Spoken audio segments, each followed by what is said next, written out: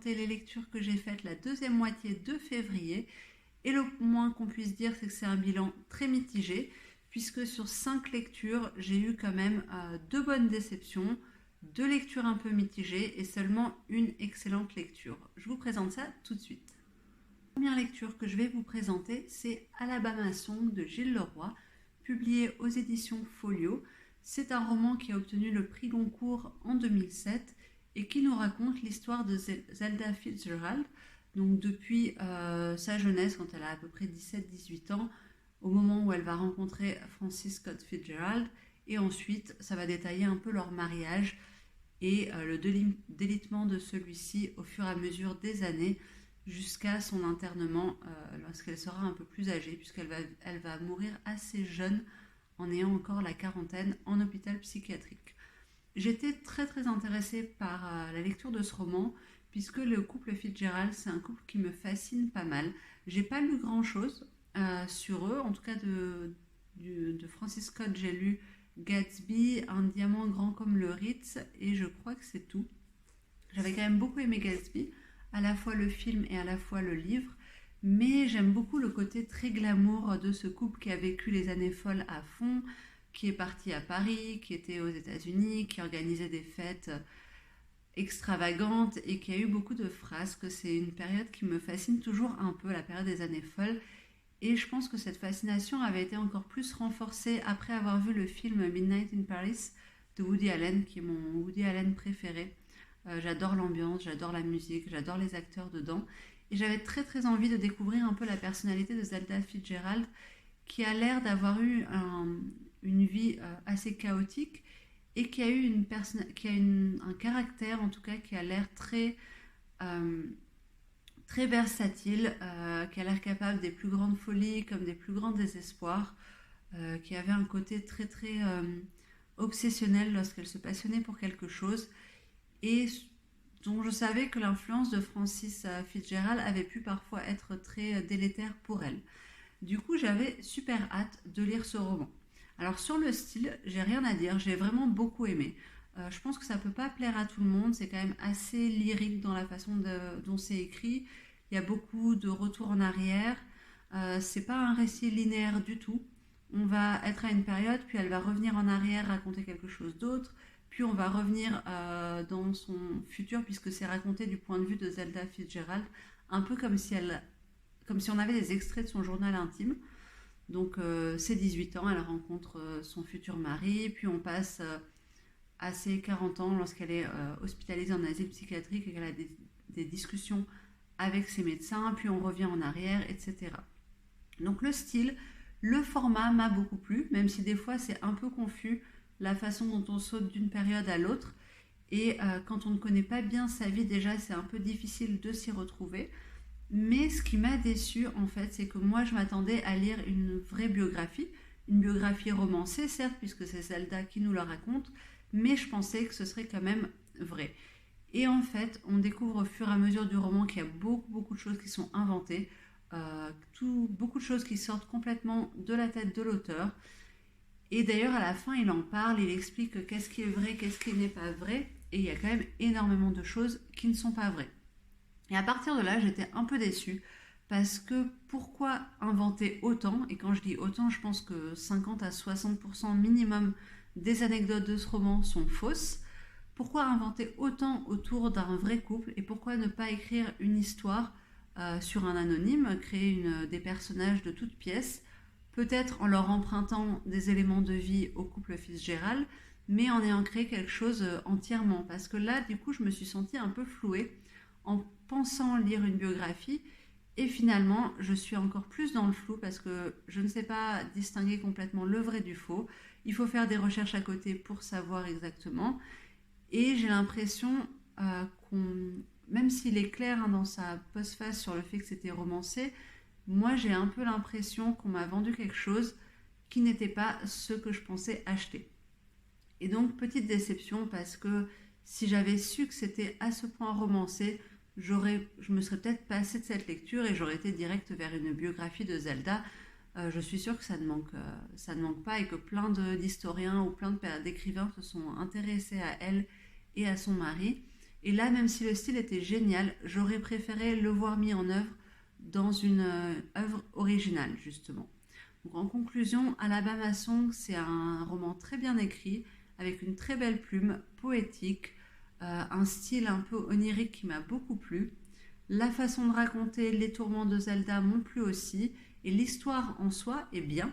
On voit vraiment à quel point elle a souffert, à quel point elle a pu être arnaquée, on va dire, par son mari. Mais le fait de ne pas savoir complètement distinguer le vrai du faux, le fait de naviguer dans le flou, m'a rendu un peu déçue dans l'ensemble. Ensuite, on va passer à un autre roman qui a été une déception. Il s'agit de Tue-moi si tu veux de Adam Croft, publié aux éditions Charleston. C'est un peu l'archétype du roman, du thriller domestique. On va suivre Nick, qui est un écrivain un peu désargenté, qui n'a pas fait grand-chose depuis longtemps, qui végète à la maison et dont les revenus, enfin, sa famille vit grâce au métier de sa femme qui travaille, je crois, dans la finance, si je me rappelle bien. C'est une vraie working girl qui bosse à fond, qui se donne à 100% pour son métier, qui vit pour ça. Et ils ont une petite fille ensemble, dont Nick est censé s'occuper, du coup, vu qu'il est plus ou moins père au foyer. Et un jour, leur petite fille va être enlevée, quasiment sous les yeux de Nick, qui la laisse dans la voiture, retourne chercher quelque chose dans sa maison, il revient, elle a disparu. Il va d'abord la chercher, ils vont croire qu'elle s'est enfuie d'elle-même, que peut-être qu'elle a été se balader un peu partout, mais finalement ils vont bien devoir se rendre à l'évidence qu'elle a été enlevée. Et Nick va finir par recevoir un mail sur sa boîte mail lui disant « Si tu veux retrouver ta fille, il faut que tu tues ta femme ». À partir de là, on va suivre les tourments de Nick en même temps que l'enquête policière qui, il faut le dire, n'avance pas beaucoup. Et Nick va se poser beaucoup de questions. Qu'est-ce que je fais? Qui peut m'en vouloir à ce point? Qui peut en vouloir à ma femme peut-être pour pouvoir la tuer? Est-ce que je devrais tuer ma femme parce que finalement notre couple ne va plus si bien? Ma fille, c'est tout au monde pour moi, donc je pourrais sacrifier ma femme et puis on refera notre vie avec ma fille, etc. C'est un roman qui m'a énormément déçue puisque j'ai trouvé qu'on était vraiment dans le cliché.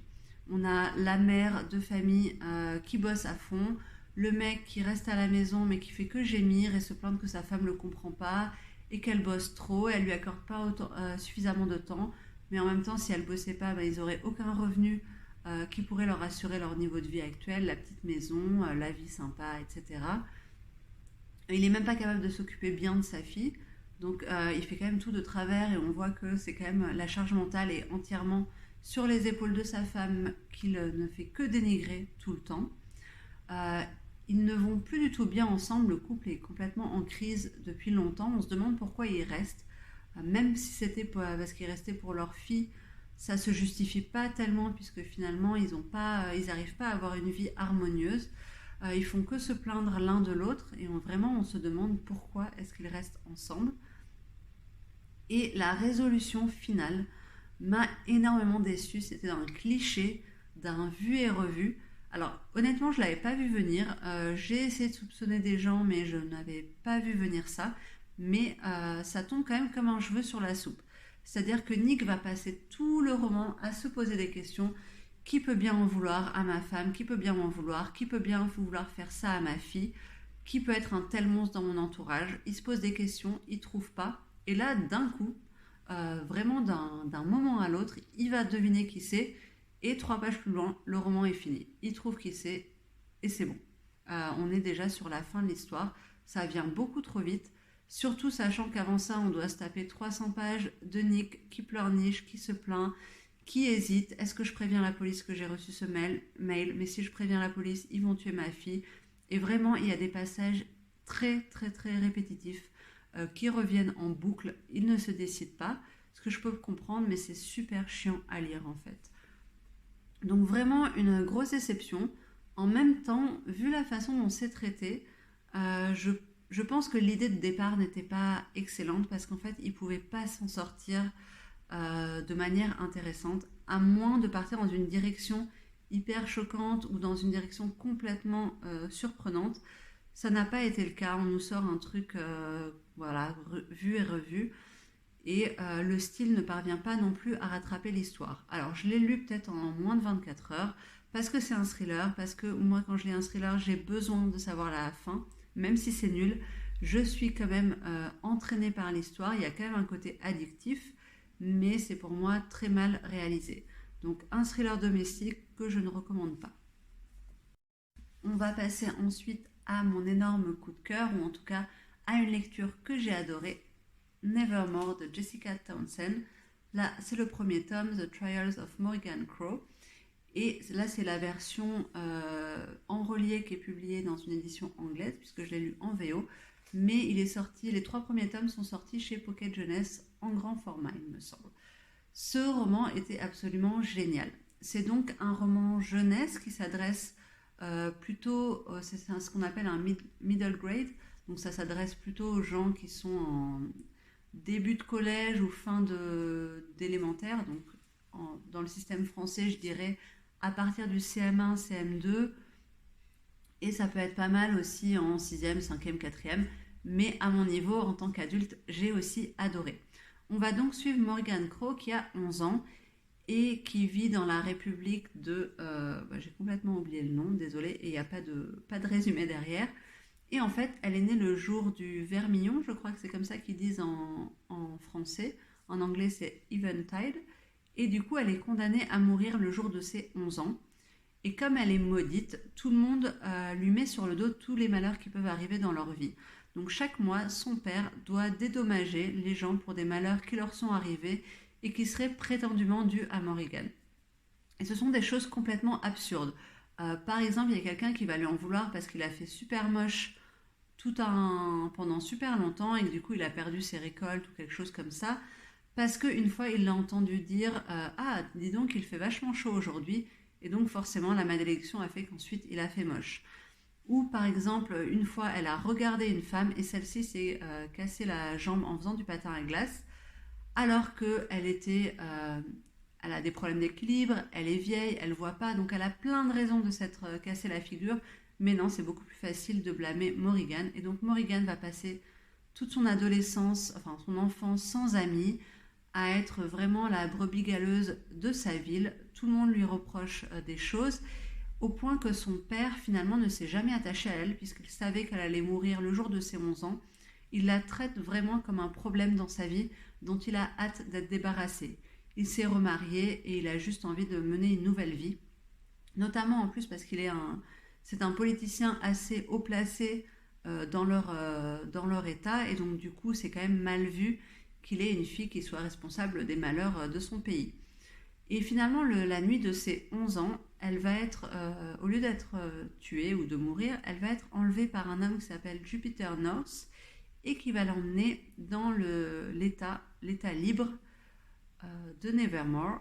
Et là-bas, il va être son mécène en fait, et il va lui proposer d'intégrer la Wondrous Society. C'est une école pour les gens talentueux. Et pour pouvoir l'intégrer, il faut passer déjà par 3 épreuves, puis une 4e à la fin où on se présente devant les juges et on fait étalage de son talent. Morrigan, elle va être très très inquiète. Elle est bien sûr hyper contente d'avoir échappé à la mort, mais elle est très inquiète puisqu'elle sait qu'elle n'a pas de talent et elle ne voit pas comment elle va pouvoir avoir sa place dedans, sachant que si elle n'est pas prise dans cette école, elle sera virée de l'état de Nevermore et elle devra retourner de là où elle vient, ce qui veut dire être tuée. Sauf que Jupiter va lui dire ne t'inquiète pas, la 4e épreuve, celle pour le talent, je m'en occupe, tu vas réussir, contente-toi juste de t'entraîner pour les 3 premières épreuves.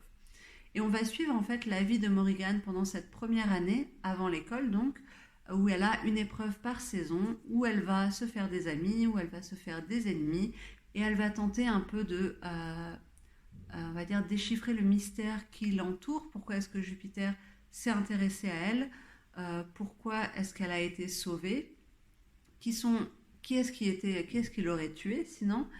Et c'est vraiment un univers incroyable puisque le monde est hyper original.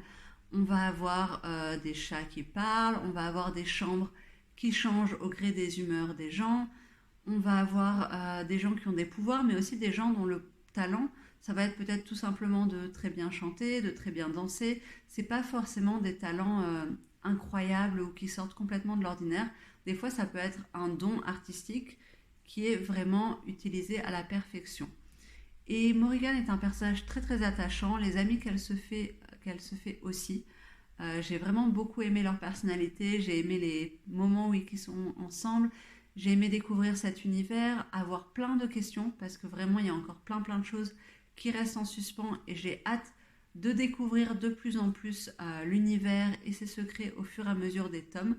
Ça m'a vraiment rappelé la découverte d'Harry Potter en moins intense, hein. J'ai quand même pas eu le coup de foudre intergalactique que j'avais eu pour Harry Potter et je pense qu'il ne sera jamais battu parce que rien ne peut surpasser le fait d'avoir 11 ans et de découvrir le monde des sorciers comme j'ai pu le découvrir à cette époque en ayant le même âge que Harry. Mais c'était vraiment une excellente lecture, on se sent bien dedans, c'est bien écrit, c'est mignon, il y a des personnages hauts en couleur, on sent qu'on va aller vers quelque chose de plus sombre au fur et à mesure. On a un méchant qu'on découvre petit à petit mais qui a l'air assez charismatique. Vraiment un peu ce personnage de Evil Genius. Donc on sent que c'est quelqu'un qui aurait pu faire des grandes choses pour la société mais qui va basculer du côté du mal. Un peu comme Voldemort, un peu comme Anakin aussi. Et j'aime beaucoup ce genre de personnage qui avait tout pour lui mais qui a une part de noirceur qui va finalement prendre le dessus. C'est toujours super intéressant de voir comment ils en sont arrivés là et comment ils vont en fait s'affranchir de tous les codes de la société, enfin laisser de côté leur vie telle qu'elle aurait dû être parce qu'ils sont assoiffés de pouvoir et de grandeur, même si ça vient au prix de sacrifices, de mort et au prix d'être, comment dire, bah, finalement ils vont faire peur à la société, voilà, je trouve mes mots, donc ils inspirent de la peur, mais c'est aussi ce qu'ils recherchent finalement. Donc c'est un excellent premier tome de saga, c'est très très prometteur, des personnages attachants, un univers original, c'est bien écrit, il y a de l'humour, il y a des moments un peu plus d'émotion. C'est vraiment une saga que je recommande, que vous soyez adolescent, adulte, début d'adolescence, je pense que ça peut plaire à tout le monde. Ensuite, comme je vous ai dit, j'avais 4 déceptions et une très bonne lecture. On vient de passer la très bonne lecture, donc on va repartir sur une déception. Et il s'agit de La Place de Annie Ernaux, publiée aux éditions Folio. Alors quand je parle de déception, c'est peut-être un peu fort, parce que c'est tellement court qu'on n'a pas le temps d'être déçu, je trouve, avec Annie Ernaux. Encore une fois, elle aborde un sujet très intéressant. Elle va parler de son père et du fait il a démarré simple ouvrier et puis il a fini par avoir son petit commerce. Tandis que Annie Ernaux, elle a fait des études, elle s'est embourgeoisée en quelque sorte au fur et à mesure de sa vie. Et il a fini par avoir un décalage entre sa vie à elle, ses aspirations et la vie que son père a menée, qui était une vie de simplicité, d'honnêteté. Il n'a pas cherché à s'élever, finalement il a préféré rester à sa place en quelque sorte. Et on voit comment Annie, finalement, au fur et à mesure de son élévation sociale, avait un peu honte de ses parents et de son père qui était un peu trop rustre, un peu trop paysan dans sa façon de penser, dans sa façon de s'exprimer. Mais une fois qu'il va mourir, elle va avoir envie de lui rendre hommage avec ce livre, avec ce petit témoignage sur ce qu'a été la vie de son père. Ça pourrait être intéressant comme ça. Ce qui m'a un peu déçue, c'est que, encore une fois, le style est très froid, très clinique, et qu'on a l'impression que l'autrice se regarde écrire. On n'a pas l'impression qu'elle écrit pour nous, pour rendre hommage à son père. On a plus l'impression que c'est vraiment un besoin narcissique d'écrire sur lui et de se dire « Ouh, je fais des belles phrases, je dis quelque chose d'un peu pompeux, d'un peu inspiré. » Pourtant, elle a un style vraiment très très simple. C'est des phrases chocs, brutes, sans fioriture, mais on sent qu'elle se regarde écrire. Et moi, c'est quelque chose qui me dérange un peu. Autant en lisant l'événement, ça m'avait déjà un peu marqué, mais comme j'étais hyper intéressée par le sujet, j'ai pu passer outre. Là, de base, le sujet initial m'intéressait un peu moins, et donc du coup, ça m'a beaucoup plus dérangée. Surtout que du coup, on n'a pas du tout d'émotion, alors qu'elle rend hommage à son père qui est mort, avec qui peut-être elle aurait aimé avoir des liens plus profonds, avec qui elle aurait aimé peut-être se confier plus, mais on ne ressent pas ça puisque c'est complètement froid dans son récit. Parfois c'est même un peu hautain et méprisant envers son père, donc on a l'impression que ce qui est censé être un hommage se transforme limite en humiliation sur certaines parties. Alors au moins on peut lui reconnaître le mérite de ne pas enjoliver, de vraiment livrer la vérité brute avec ses mauvais côtés et ses bons côtés. Mais voilà, pour un roman de ce genre, pour un hommage, j'aurais voulu avoir un peu d'émotion et ça n'a pas été le cas. D'où ma déception, même si je trouve encore une fois que le thème est très intéressant. Et enfin, on va finir par un roman qui fait partie d'une saga et qui a été une telle déception que même si j'adorais cette saga jusqu'à présent, je me pose vraiment la question de est-ce que je vais continuer. Alors parce que vraiment, ça a été une grosse déception. Il s'agit de Meurtre et tarte au citron meringuée de Johan Flock, publié aux éditions du Cherche Midi, et c'est le 4e tome de la saga des enquêtes d'Anna Swensen. Pour vous rappeler un peu, Anna Swensen, c'est une pâtissière qui vit dans la ville de Lake Eden, dans le Minnesota, et qui se retrouve très souvent à devoir résoudre des enquêtes puisqu'elle a la sale habitude, même si c'est pas sa faute, de tomber sur des cadavres partout. À croire que dans sa ville, tout le monde finit par mourir prématurément un jour ou l'autre. Et dans ce tome-là, ce qui m'a vraiment gênée, alors il faut savoir que les romans étant écrits dans les années 2000, en tout cas les premiers tomes, puisque la saga continue à ce jour, elle a déjà 31 tomes en VO. Du coup, bien sûr, on n'avait peut-être pas la même vision du monde, on n'avait pas la même ouverture d'esprit, mais il y a deux choses qui m'ont énormément gênée. Dans la première, c'est que dans ce roman, Anna décide de faire un régime. Ce qui me dérange pas en soi, le body positivisme, c'est aussi le fait de reconnaître quand on n'est pas bien dans sa peau, d'avoir le droit de faire un régime si on pense qu'on sera plus heureux en ayant quelques kilos en moins, pourquoi pas. Mais c'est fait d'une manière tellement cliché. Globalement, Anna, qui est quand même pâtissière, décide de ne plus rien goûter, elle mange plus de pâtisserie, elle goûte plus qu'elle crée, et elle va manger que de la salade pendant tout le roman. Mais vraiment, c'est-à-dire qu'à chaque fois, on nous décrit ses plats, et ça revient de manière c'est très récurrent. On a à chaque fois ce qu'elle a mangé à midi, ce qu'elle va manger le soir, elle va au resto, qu'est-ce qu'elle choisit, et à chaque fois, elle va choisir de manger une salade, elle va choisir de manger un plat sans huile, sans beurre, sans assaisonnement, sans rien, des légumes cuits à la vapeur, que des choses hyper fades. Et ça nous donne vraiment cette image qu'il n'y a pas de juste milieu. Soit on fait un régime et on mange que des choses dégueulasses, ennuyantes, qui nous apportent aucun plaisir, mais il faut bien le faire si on veut rentrer dans son jean. Soit on s'empiffre de gâteaux et de biscuits pleins de beurre. Donc déjà, j'ai eu beaucoup de mal avec cette vision. Ça m'aurait peut-être pas dérangé si ce n'était pas autant mis en avant. Mais là, vraiment, le régime d'Anna, c'est un personnage à part entière dans ce tome. Elle en parle tout le temps, elle en parle à tout le monde. Et on a tout le temps des remarques sur ça. Les gens qui, au bout de 2 jours de régime, lui disent « Waouh, t'as vachement fondu. Oh là là, t'as perdu du visage. » Et elle est hyper contente. Et elle passe son temps à vérifier qu'elle rentre mieux dans son jean, qu'elle arrive à fermer sa ceinture un cran plus loin. Enfin, vraiment, tout tourne autour de ça et c'est pas ce qui nous intéresse. En tout cas, je pense que quand on lit un cozy mystery, ok, on aime le côté cozy autour, mais ça, c'est pas du tout intéressant. L'autre chose, c'est que depuis le début, on a un triangle amoureux dans cette saga. Alors là, je vais peut-être un peu spoiler, en tout cas donner un peu de détails sur cette saga, donc si ça ne vous intéresse pas, vous pouvez passer. Donc depuis le début, Anna hésite entre 2 personnages. Et elle va passer son temps à se dire « Ah, j'aime bien celui-là, mais en même temps, j'aime bien celui-là. Celui-là m'apporte plus ça. Celui-là m'apporte plus le frisson. Il éveille mes sens. Mais lui, c'est la sécurité. Il est gentil. Je sais que je pourrais avoir une belle vie avec lui. » Et à un moment, l'un des personnages va se faire construire une nouvelle maison.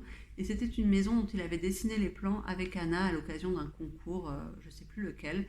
Et en fait, elle se dit « Oh là là, il est en train de construire notre maison. Il va sans doute me demander en mariage. » Est-ce que j'ai envie d'accepter ou pas? Finalement, il ne la demande pas en mariage, donc elle est là. Quand est-ce qu'il va me demander en mariage? C'est peut-être parce que je suis trop grosse, donc je fais bien de faire un régime, c'est sans doute pour ça. Enfin, raisonnement hyper absurde et hyper toxique, parce que si tu dois faire un régime pour que le mec te demande un mariage, c'est qu'il y a un problème à la base. Mais surtout, ce qui me choque énormément, c'est que Anna attend un mariage de ce type en sachant qu'ils ne sortent pas ensemble. Alors oui, des fois ils se font des soirées, des fois ils vont boire un verre ensemble, des fois ils vont au resto ensemble, des fois il lui pose un chaste baiser sur ses lèvres à la fin de la soirée, mais ça me semble quand même pas suffisant pour attendre une demande en mariage. Alors je sais qu'il y a des gens qui se marient très vite sans avoir eu énormément de contacts, notamment selon les religions, selon les convictions, mais là on n'a pas l'impression que c'est le caractère ni de l'un ni de l'autre, et je ne comprends pas comment elle peut attendre un mariage alors qu'il ne s'est rien passé avec ce type, alors qu'officiellement ils ne sortent pas ensemble, et que pire, à côté de ça, elle sort avec l'autre type aussi. Donc c'est pas, elle hésite entre les deux, elle a un rendez-vous avec l'un, elle a un rendez-vous avec l'autre, c'est, elle sort avec l'un, il l'embrasse, elle sort avec l'autre, il lui roule des pelles passionnées qui lui embrasent tout le corps et voilà, on ne sait pas trop si ça va plus loin, mais en tout cas on sent qu'elle a très envie d'aller plus loin et en même temps elle se plaint que le deuxième ne l'a pas demandé en mariage. C'est complètement incohérent, ça n'a pas de sens et je comprends pas en fait, je comprends pas où nous emmène l'autrice, je comprends pas ce qu'elle cherche à nous montrer. Je comprends pas comment elle peut penser qu'en tant que lecteur, on peut être intéressé par ce triangle amoureux complètement absurde. Et je ne comprends même pas qu'Anna, en tant que personnage, puisse penser qu'elle peut attendre une demande en mariage des deux personnages en sachant que chacun sait qu'elle voit l'autre à côté, qui va s'engager dans une relation comme ça. Ça me semble complètement idiot en fait. Donc j'ai vraiment beaucoup de mal avec ce tome. J'ai eu vraiment beaucoup de mal avec le triangle amoureux. Qui m'a saoulée. Vraiment, c'était d'une lourdeur incroyable. Et encore, si l'enquête rattrapait les choses, pourquoi pas. Mais là encore, l'enquête, ça a été une grosse déception, puisqu'on a un personnage qui se retrouve assassiné. Et donc Anna, comme d'habitude, va mener l'enquête, puisque la police lui demande de mener l'enquête, puisqu'elle sait tout mieux que tout le monde. Et en fait, au milieu du roman, je pense que l'autrice s'est rendue compte qu'elle n'avait aucun personnage vraiment intéressant. Elle va faire un twist de caractère. C'est-à-dire qu'on a un personnage qui au début est présenté comme étant la bonté même, comme étant adorable, serviable, super gentil, et d'un coup au milieu du roman, on lui met tout sur le dos. En fait, il boit, il est violent, il a fait un séjour en prison, il a traîné avec des gangs, c'est un monstre, il est hyper froid. Et c'était tellement brutal que moi je me suis dit, en fait, on nous amène sur une fausse piste, ça peut pas être le coupable. Parce que c'est trop évident et on est à la moitié du livre et on nous donne déjà son nom, donc c'est pas possible. Et en fait, si, c'était vraiment le coupable. Donc grosse déception parce que à partir du moment où l'autrice crée ce changement de personnalité, c'était évident que c'était ce personnage et c'était pas du tout intéressant du coup à suivre. Donc un tome de Cozy Mystery extrêmement décevant. Je pense que là, c'est assez clair dans ma chronique. Et du coup, ça me fait vraiment me poser la question de est-ce que je vais continuer cette saga, sachant que du coup, j'ai voulu aller un peu me spoiler. Donc, j'ai lu les résumés de tous les prochains tomes, donc tous ceux qui sont sortis en anglais, pour voir un peu jusqu'à quand durait ce triangle amoureux. Et sans vouloir trop spoiler, ça va durer encore au moins 12 à 15 tomes. Et je suis pas sûre de pouvoir supporter 12 à 15 tomes de Anna qui ne sait pas vers qui se tourner et qui en profite pour garder les deux sous la main au cas où. Voilà pour cet update lecture un peu assassin. J'espère que je n'ai pas été trop dur, mais en même temps, je trouve que quand on a une critique négative, il faut la faire à fond. Bien sûr, ça peut. Déjà, je pense pas que les auteurs vont bien regarder ma vidéo, donc c'est pas trop un problème. Et ensuite, il faut être honnête. Des fois, quand c'est nul, et je pense qu'on peut pas s'améliorer en tant qu'auteur si on n'est pas capable de l'entendre. Il faut pas toujours mettre les formes. En tout cas, c'est mon avis personnel, même si je sais si j'étais autrice, j'aurais beaucoup de mal à entendre des critiques négatives. Mais objectivement, je pense que c'est important de le faire. Donc n'hésitez pas à me dire si ces romans vous tentent, si ces romans ne vous tentent plus du tout depuis que je vous en ai parlé, si vous les avez lus. Et en attendant la prochaine vidéo, je vous souhaite de belles lectures. Salut!